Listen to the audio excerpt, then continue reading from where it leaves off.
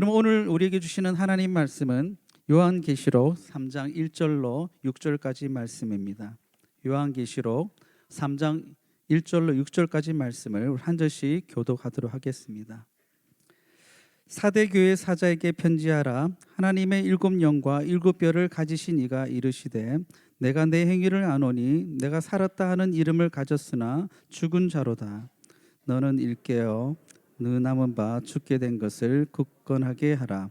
내 하나님 앞에 내 행위의 온전한 것을 찾지 못하였노니 그러므로 내가 어떻게 받았으며 어떻게 들었는지 생각하고 지켜 회개하라. 만일 일깨지 아니하면 내가 도둑같이 이르리니 어느 때에 내게 이르는지 내가 알지 못하리라. 그러나 사대에 그 옷을 더럽히지 아니한 자 몇 명이 내게 있어 흰옷을 입고 나와 함께 다니리니 그들은 합당한 자인 연고라. 이기는 자는 이와 같이 흰옷을 입을 것이요 내가 그 이름을 생명책에서 결코 지우지 아니하고 그 이름을 내 아버지 앞과 그의 천사들 앞에서 시인하리라. 귀 있는 자는 성령의 교회들에게 하시는 말씀을 들을지어다. 아멘.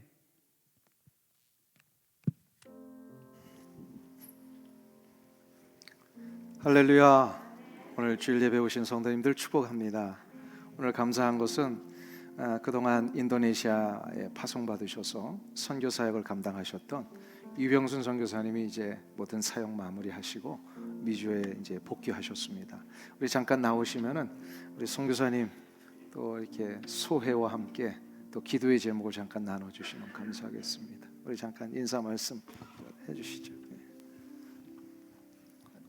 충성. 우리 하나님과 오렌지 카운티 한인교회 명받아 우리 주 예수 그리스도의 군사로 인도네시아에서 사명 마치고 65세 만기 제대한 유병순 선교사 귀국 인사 드립니다. 코로나 상황으로 좀 인사가 늦었습니다. 양해해 주세요. 박수로 우리 한번 환영해 주시죠. 지난 20여 년간의 긴 세월 동안 하나님은 저와 늘 동행해 주시고 우리 오렌지 카운티 한인교회는 기도와 사랑으로 적극 지원해 주시고 단기 선교로 또 사역에 동역해 주셔서 제가 사명을 잘 감당할 수 있었기에 우리 하나님과 교회와 성도님들께 감사를 드립니다. 그래서 그간 그 인도네시아 서부 보르네오 섬에 세워진 그 개척교회 중에 우리 오렌지 카운티 한인 교회가 교회의 지원으로 4개의 교회가 세워졌습니다. 사진을 보겠는데요. 이제 2013년에 헌당식을 한 숟가란띵 교회, 두 번째는 다음 2017년에 헌당식을 한 손부교회, 그다음에 세 번째 2018년에 헌당한 끄당뜨밀라 교회, 그리고 다음 2020년에 스프리 교회가 완성돼서 이제 입당을 했는데 저희가 코로나 상황으로 헌당식을 하지 못했어요. 그래서 헌당식을 하지 못한 그 아쉬움이 좀 남은 채 이렇게 사역을 종료하게 돼서 좀 아쉬움이 남았지만 또 우리가 씨를 뿌리고 심으면 또 열매 맺어 거두시는 분은 하나님이심을 분명 믿기에 남은 그 아쉬움을 뒤로하고 또 감사함으로 사역을 잘 마무리할 수 있었습니다. 그래서 이제 본국에 돌아와 또 하나님의 또 다른 부르심으로 계획 속에서 21세기 선교회 본부에서 상임총무로 선교관 사역으로 선교사님들을 섬기고 또 복음의 뿔 문서 사역으로 복음과 선교를 널리 전하는 일에 이 땅에서의 남은 시간들을 충성코자 합니다. 오늘 나누고 싶은 말씀은 성경 말씀은 고린도전서 4장 2절에 맡은 자들에게 구할 것은 충성이니라 하신 말씀대로 우리 모두 복음을 맡은 자로 충성합시다. 아멘. 충성. 잠깐 어디 서 계시죠? 우리 선교사님 잠깐 여쭤봤는데요. 25년 정도 선교 현장에서 수고를 하셨더라고요. 다 뭐 아시다시피 우리 교회 평신도로 계셨다가 단기 선교 다니셔서 또 이게 도전 받으시고 그리고 나서는 이제 파송 선교사로 평신도 파송 선교사로 그 땅에 가서 귀한 사역을 지금 감당하셨고요. 지금까지 아마 여기 계신 분들 가운데 그 헌당식 때 같이 참여하셔서 예배 드리신 분들도 꽤 되시리라고 믿습니다. 저도 헌당 예배 때 같이 가서 예배를 드리고 그러는데 우리 선교사님을 이렇게 생각해 보니까 그 정글 지역 밀림 또 이 현지 사람들과 이렇게 전혀 구별 없이 그냥 하나가 되어서 동화되셔서 사역을 하셨는데 그래서 제가 별명을 여자 특전사다 영적인 특전사로 이제 만기제대 하셨습니다. 얼마나 감사한지 모르겠고요. 이 네 가지의 기도의 제목이 있습니다. 이제 개척된 그 교회들이 자체적으로 잘 성장하여 부흥의 역사가 이루어지고 또 신학교 장학 사역이 계속해서 감당이 되고 또 우리 신학생들이 일어날 수 있기를 위해서 또 이제 미주에 들어오셔서 21세기 선교회의 선교관 사역을 이제 감당하시면서 총무로 또 선교사님 오고 가시는 모든 일들 이렇게 좀 봉사하시는 일을 하시게 되고요. 또 거기에서 발행되는 문서 사역, 복음의 횃불 선교 사역 잘 감당할 수 있기를 기도의 제목 부탁하셨습니다. 우리 이 네 가지의 기도의 제목을 우리 선교사님과 함께 하나님 앞에 올려드릴 때에 하나님 이전의 사역보다 앞으로의 사역 더 크고 놀라운 열매 맺는 사역 되게 하여 주옵소서. 우리 합심하여 한번 잠깐 기도하시면 좋겠습니다. 같이 기도합니다. 자비하신 하나님 아버지,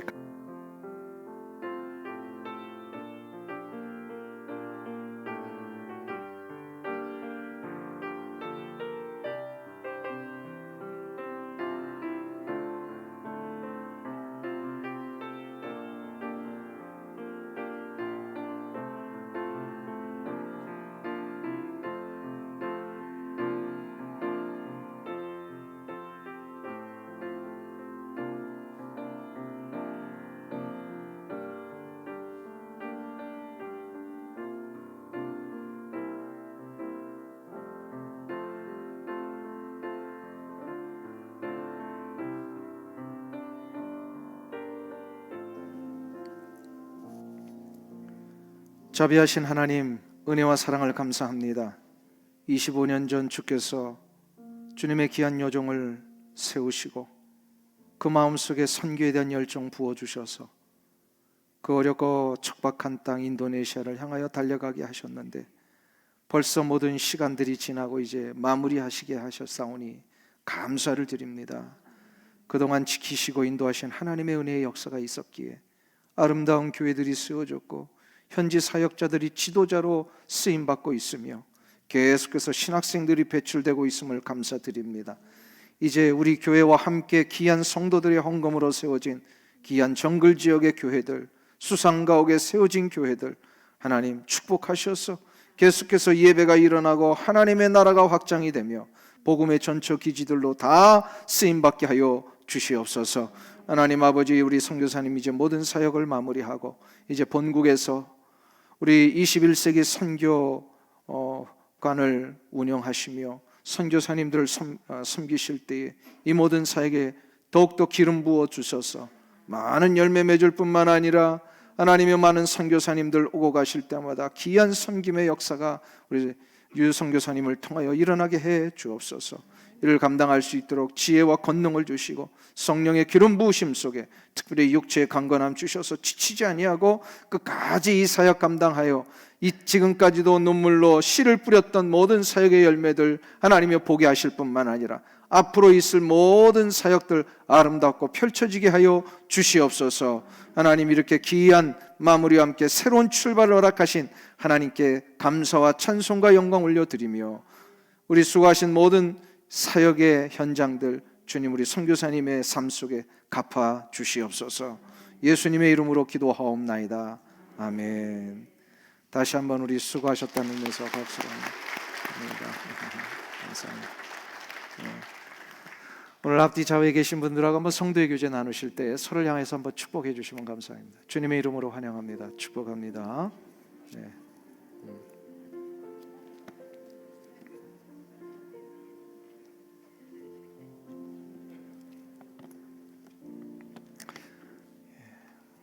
오늘 함께 살펴볼 말씀은 소아시아 7교회 중에 5번째 교회인 사대의 교회에 주시는 주님의 말씀입니다.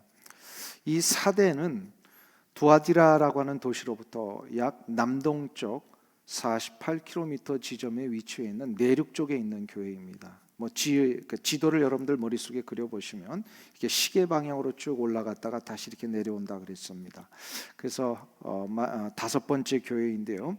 이 사대는 요새형 도시로 존재했었습니다. 그러니까 삼면이 300m가 넘는 이상의 아주 깎아지른 절벽으로 이렇게 쌓여 있고요. 입구는 매우 좁은 천혜의 지형입니다. 그래서 웬만해서는 적들이 쳐들어오기도 힘든 매우 안정된, 그리고 아주 뭐랄까요, 그 안에 있는 사람들끼리는 잘 사는 그런 도시였습니다. 그 잘 살 수밖에 없었던 이유가 그 지역을 관통하고 있는 팍툴루스라고 하는 강이 있는데 이 강이 사금이 나오는 곳으로 유명했습니다. 그래서 이 사금을 이용해서 세계 최초로 금화를 만들어낸 도시가 이 사대였습니다. 그만큼 이 사대 도시는 큰 부를 누렸던 곳입니다. 그 사대의 지역이 지금도 유적으로 남아 있는데요. 잠깐 그림을 좀 보시면 사진이 그 뒤에서 찍은 그 유적지입니다. 큰 이 기둥들과 또 작은 기둥들은 추정하기로는 아데미 신전의 터로 추정이 됩니다. 자, 두 번째 사진을 좀 보시면 이거는 앞에서 찍은 사진인데요. 앞으로 아주 큰 그 넓은 평지에 많은 그 도시의 돌 유적지들이 물론 이제 지진 때문에 다 무너져 있지만 그 터들이 지금도 남아 있습니다. 앞에 그림을 다시 한번 보시면 저 아데미 신전 기둥 바로 앞쪽으로 조그마한 벽돌로 지은 건물처럼 생긴 게 보이죠? 빨간 벽돌. 그것이 학자들에 의하면 초대교회에 세워졌던 사대교회의 터로 추정을 합니다. 그리고 앞에 둥그렇게 이렇게 반원형으로 되어 있는 곳 어디라고 생각하십니까? 지난주에도 말씀드렸죠? 예, 이게 제단일 것으로 추정을 합니다. 그래서 이곳에서 이제 성도들이 예배 드렸던 것으로 보입니다. 예, 그림을 내려주시고요. 이렇게 천혜의 요새와 같은 지형 속에 있었던 사대, 그리고 그곳에서 나오는 금으로 인하여 모든 사람들이 이렇게 부유함을 누렸던 곳에 이 위치한 이 사대. 그래서인지 사대에 있는 사람들은 부유와 함께 사치와 화려함에 빠져 있었던 도시였습니다. 이런 도시 위에 세워진 사대 교회를 향하여서 주님께서는 오늘 본문 1절에서 이렇게 말씀하십니다. 우리 1절 말씀을 다시 한번 다 같이 함께 봉독합니다. 사대 교회의 사자들에게 편지하라. 하나님의 7 영과 7 별을 가지신 이가 이르시되 내가 내 행위를 아노니 내가 살았다 하는 이름은 가졌으나 죽은 자로다. 주님께서 사대 교회를 향하여 첫 말씀부터요 아주 너무 엄청난 말씀을 하셨어요. 너희들은 스스로 살았다고 하나 내가 보니까 너희들 다 죽었다. 그 말씀을 하시는 거예요. 이렇게 책망하신 이유가 뭘까요? 겉으로는 살아있는 척했지만 속으로는 다 죽은 모습이라는 이 주님의 지적과 책망은 무엇 때문에 그렇게 하셨을까요? 2절이 그 이유가 나옵니다. 2절을 다시 한번 같이 읽습니다. 너는 일깨어 그 남은 바 죽게 된 것을 굳건하게 하라. 내 하나님 앞에 내 행위에 온전한 것을 찾지 못하였노니. 겉으로 막 많은 이렇게 활동과 여러 가지 많은 행위들이 있었는데요, 그 행위들을 가만 보니까 온전한 것이 없었다. 온전한 행위가 온전하지 못했다라고 말씀을 합니다. 여기서 온전하지 못했다라고 하는 것은 헬라어 원어에 보면 아주 특별한 용어를 썼는데요, 그게 뭐냐면 속은 비어 있고 겉모양만 있는 상태라고 봅니다. 그러니까 속은 비어 있고 겉만 있는 거, 이게 아주 그냥 순수하게 우리 한국말로 하면 어떤 상태예요? 예, 빈 깡통. 예, 지금 그게 정확하게 그 헬라어 단어의 의미예요. 너희들은 지금 빈 깡통이다. 이렇게 이야기를 하시는 거예요. 속은 비어 있고 겉모양만 있다는 거 하는 것. 그럼 왜 주님은 무엇 때문에 사대교회가 이 빈 깡통과 같은 상태에 있다라고 말씀을 하신 걸까요? 이거는 두 가지 이유 때문에 그렇습니다. 그 첫 번째로는요, 경건의 능력을 잃었기 때문입니다. 행위가 온전하지 못했다라고 하는 것은 경건의 능력을 잃어버린 상태를 얘기를 해요. 디모데후서 3장 5절에 사도 바울이 디모데를 향하여 초대교회에게 아주 중요한 말씀을 전하게 하셨죠. 경건의 모양은 있으나 경건의 능력은 부인하니 이 같은 자들에게서 내가 돌아서라. 초대교회의 경건의 능력, 곧 이 속에 내적인 능력도 없이 겉으로만 이렇게 경건한 척 하는 사람들이 많이 있었다라는 거예요. 주님이 지금 그 지적을 사대교회에 하셨어요. 겉으로는 뭐 번지르하게 보이지만 실제로 주님 보시니까 아니라는 거예요. 그러면 이 경건의 능력을 상실했다라고 하는 것은 무슨 상태일까요? 그것은 하나님과 관계없이 하는 모든 교회 생활을 얘기를 합니다. 하나님과 관계없이, 그러니까 한 사람 한 사람이 하나님과의 내적인 영적인 관계 속에서 하나님이 부어주시는 놀라운 능력으로 생활하는 게 아니라 하나님과 전혀 관계없이 자기의 인간적인 능력으로 했더라는 거죠. 사람들 보기에는 그렇게 하면요, 그럴듯해 보일 수 있어요. 겉으로 보면요, 그래서 알아볼 수가 없어요. 저분이 진짜 경건의 능력이 있는지 없는지 알아볼 수가 없어요. 근데 주님은 그걸 보고 계시더라는 거죠. 그래서 주님이 얘기를 하십니다. 말씀하십니다. 너희들은 비어 있구나. 속에 이 다 비어 있구나. 이 비어 있으면 뭐냐면 생동감이 없는 거예요.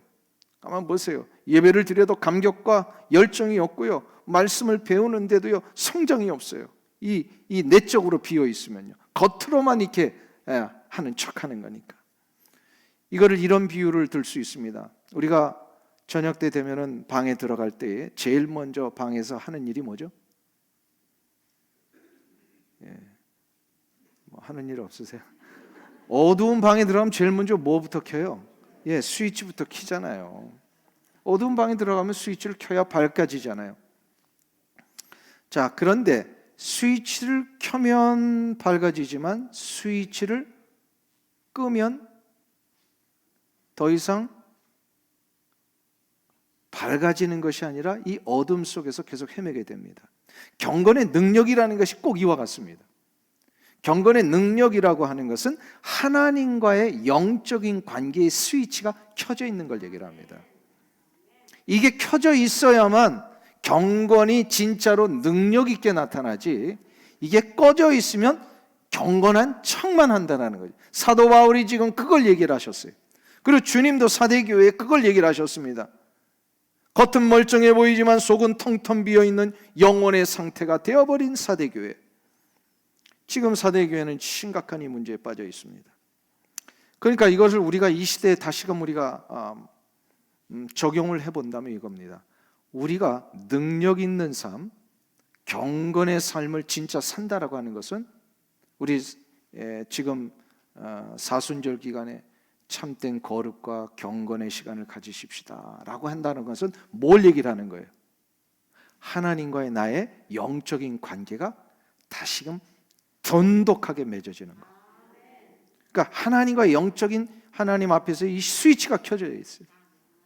이렇게 살면 성도가 살아있는 성도가 되고 능력 있는 성도가 되려는 거죠. 근데 이거를 우리 사대교회가 놓쳤어요.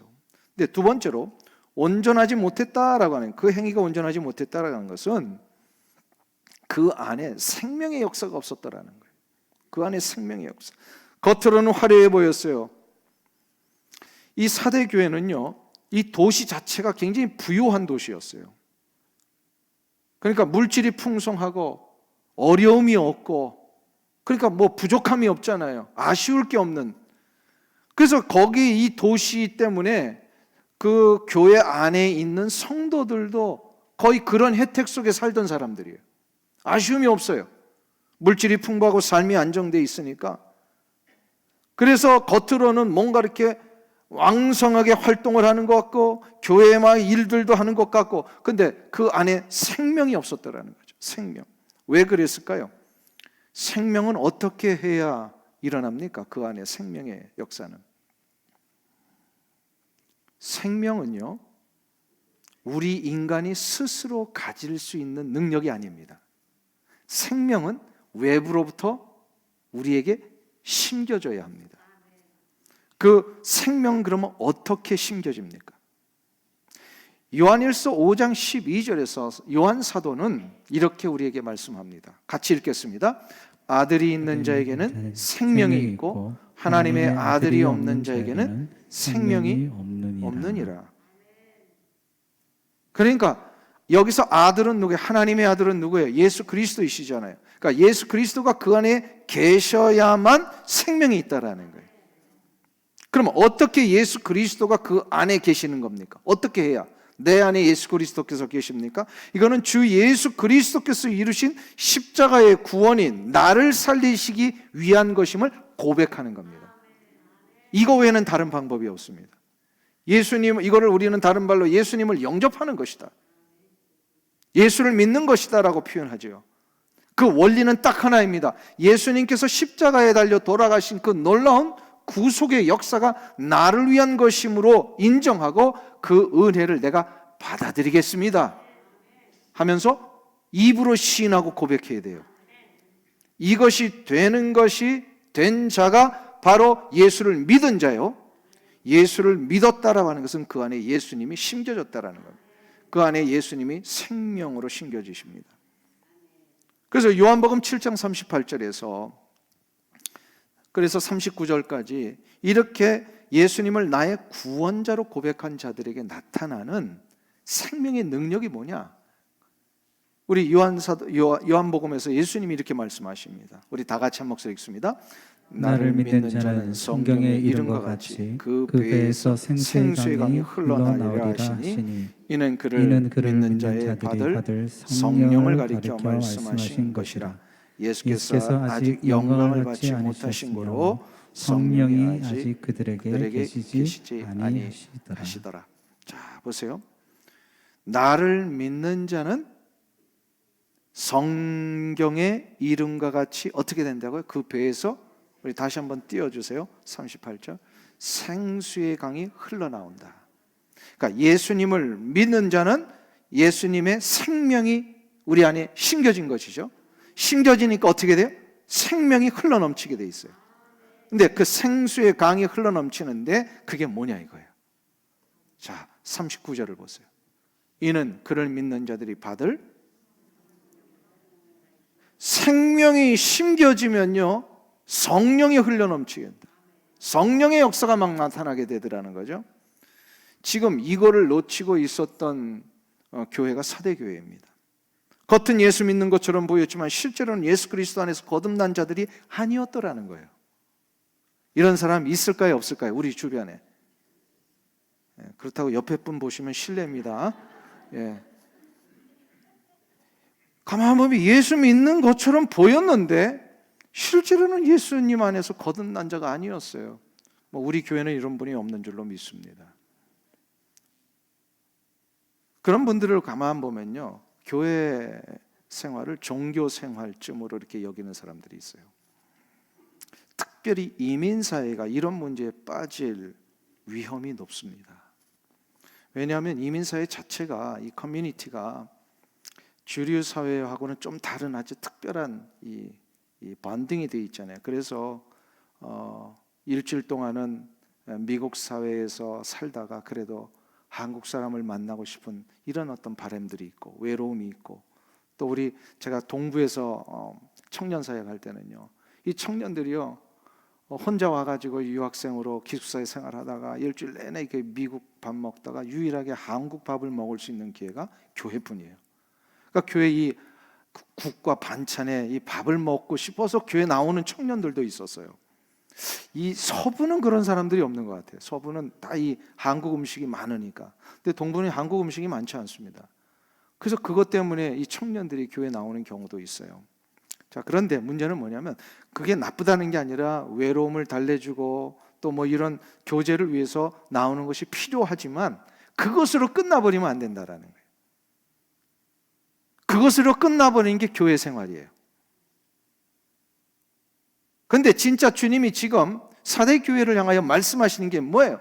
그것으로 끝나지 말고 참 생명의 능력을 얻어야 된다라는 거죠. 참 생명의 능력은 예수 그리스도가 누구이신지를 알고 나를 위해 무엇을 하셨는지를 생각하고, 그래서 그 예수 그리스도 때문에 단순히 하루 이틀 먹고 마시는 육체의 필요를 채워주는 것으로 끝나지 말고 이 교회 공동체 안에서 영원히 없어지지 않는 영원한 참 생명의 능력을 소유하라고 말씀하시는 거예요. 이러한 삶을 사는 자에게는 어떤 일이 일어난다고요? 생명의 역사가 일어난다. 생명의 역사가 여기서는 성령의 생수의 강이 그 배에서 흘러넘치는 것이다. 그 생수의 강이 바로 성령의 역사예요. 성령의 역사는 성령의 열매입니다. 그래서 마태복음 7장에서 주님이 그 말씀을 하시잖아요.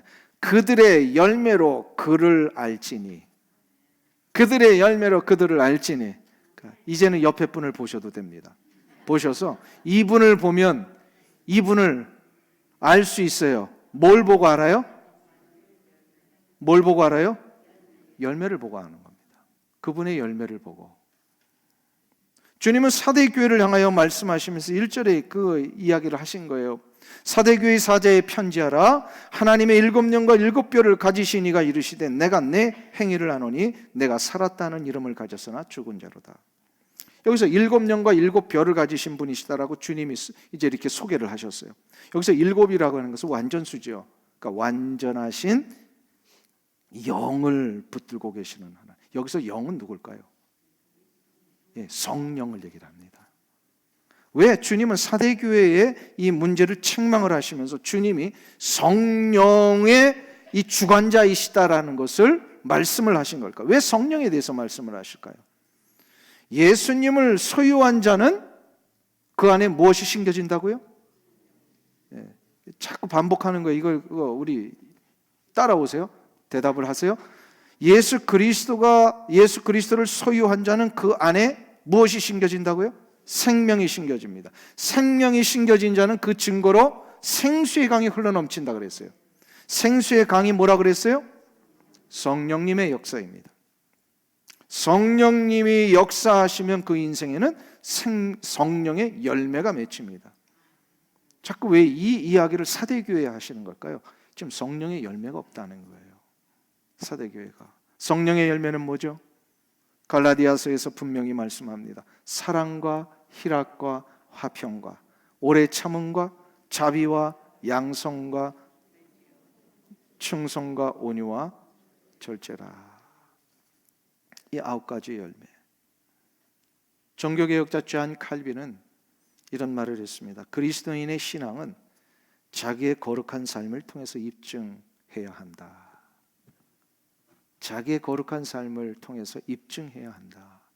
여기서 거룩한 삶이란 성령의 열매로 맺어지는 삶입니다. 사대교회는 화려하고 분주하고 왁자지껄한 행사도 많은 것 같아요. 근데 가만히 살펴보면 사랑이 없는 거예요. 희락이 없어요. 화평이 없어요. 일을 하다가 자꾸 부딪히는 것만 해요. 등을 돌려요. 내가 하고자 하는 일에 저 사람이 조금 내 성에 안 차면 자꾸 정죄해요.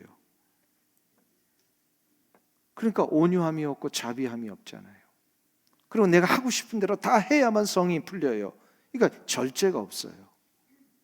이러한 모습 때문에 주님이 지금 성령에 대해서 말씀을 하시는 거예요. 너희들이 진짜 생명이 심겨져 있는지 한번 살펴봐라. 생명이 심겨져 있으면 그 생명의 역사는 성령의 열매로 나타나게 되어 있는데, 성령의 열매는 사랑과 희락과 화평과 오래 참음과 자비와 양성과 충성과 온유와 절제니라.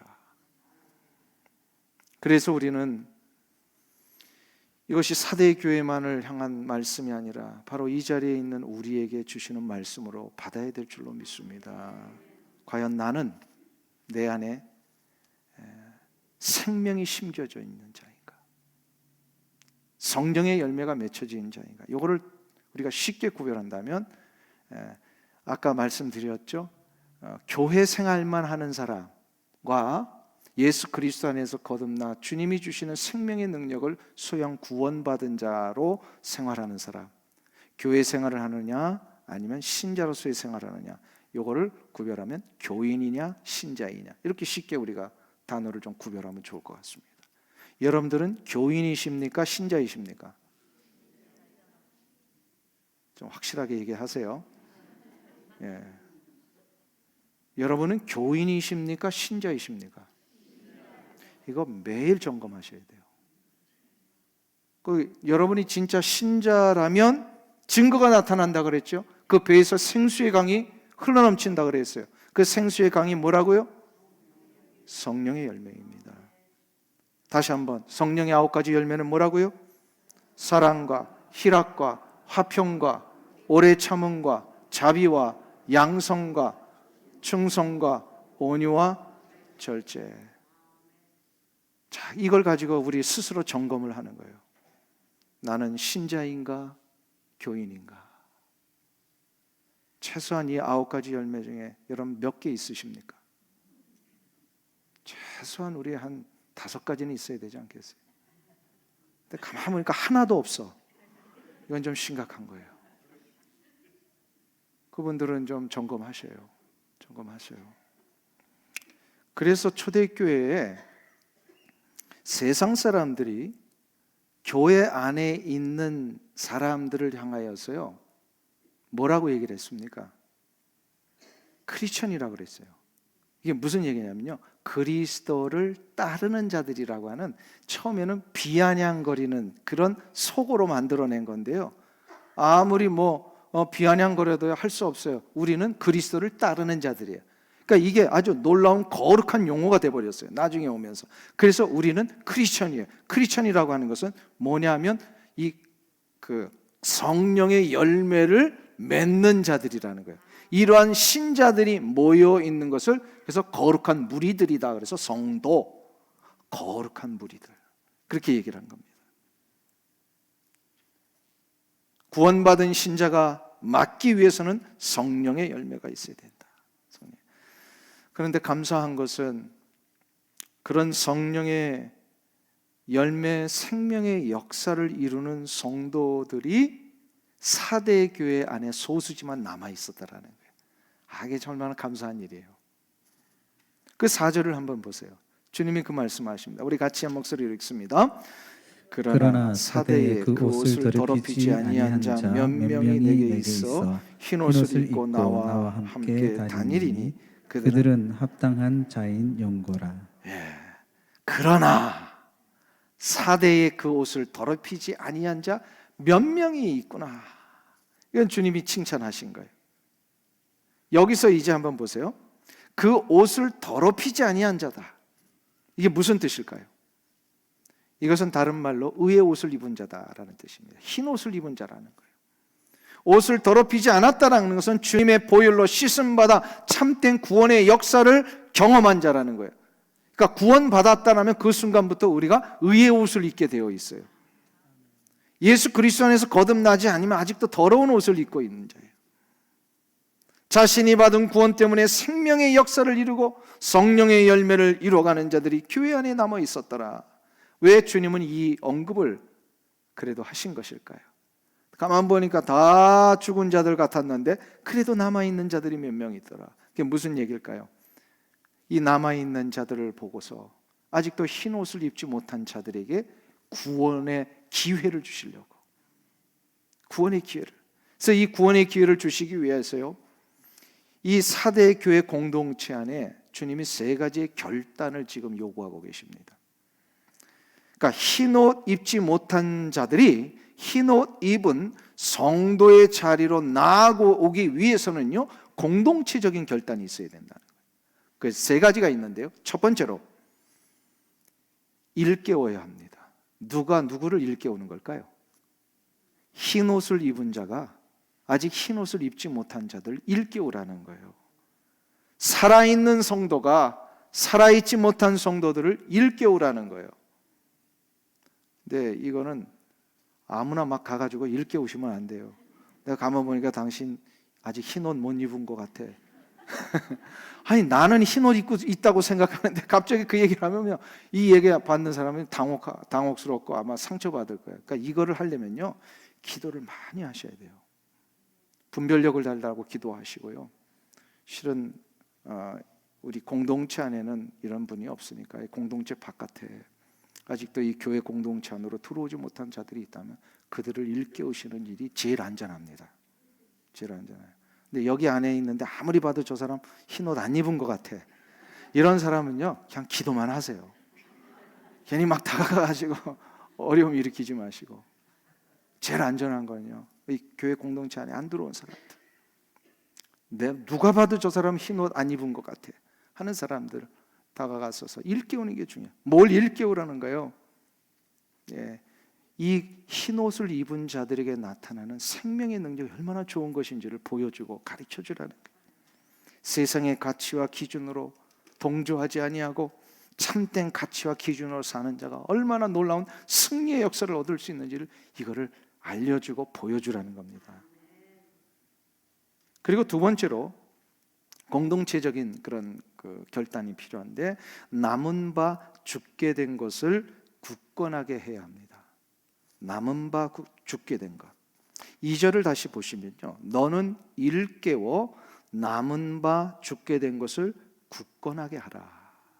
너는 일깨워 그 남은 바 죽게 된 것을 굳건하게 하라. 여기서 남은 바 죽게 된 것이 뭘까요? 이거는 거의 죽어가는 상태에 있는 걸 얘기를 합니다.